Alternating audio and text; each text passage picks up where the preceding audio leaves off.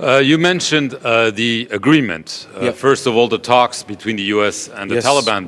They began as early as 2018, I believe. Then there was the withdrawal. Who do you blame for this mistake or this stab in the back? I don't know how you want to... United States Donald of Trump. America. No, let me be more specific. Donald Trump, Joseph Biden, Ashraf Ghani, or all of the above? Well, I would like to say all of the above, but I need to be more specific. I believe that the advisors that Mr. Trump had gave them very wrong advice that he believed them.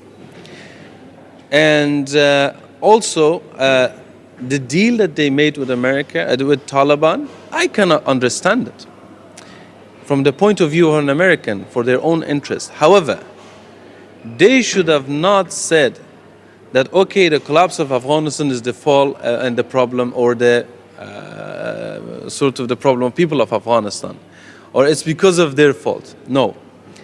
The fall of Afghanistan government had a direct link to that deal which elevated Taliban. Let's not forget, this is something that I want your viewers to know. Americans forced the government of Afghanistan to release 5,000 Taliban soldiers which we had in captivity. And they promised us, the Qatar promised us, that these 5,000 are not going to return to the front line. Majority of those 5,000 returned to the front line, and they were one of the pillars of the collapse of Afghanistan government. So the deal was very much a very bad deal. You cannot find one word in the agreement between America and the Taliban to name women. There was no mention of women's rights, humans' rights. There was no mention of democracy or anything. So that deal was catastrophic.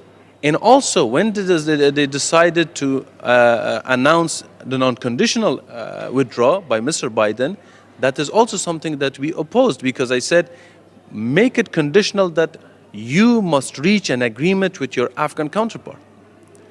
With these two massive and terrible decisions, they completely destroyed the opportunity for peace. They destroyed the balance of negotiation. So America betrayed the Afghan people.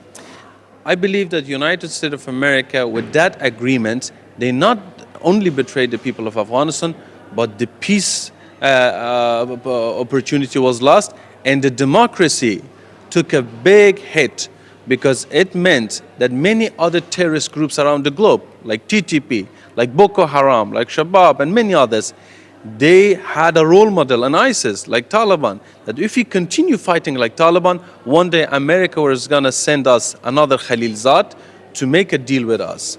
So it was a mistake of administration. However, let's not forget that there were people in Pentagon and CIA who advised against such decisions. But they were not heard. They were not heard, not especially with the withdrawal. No one heard them.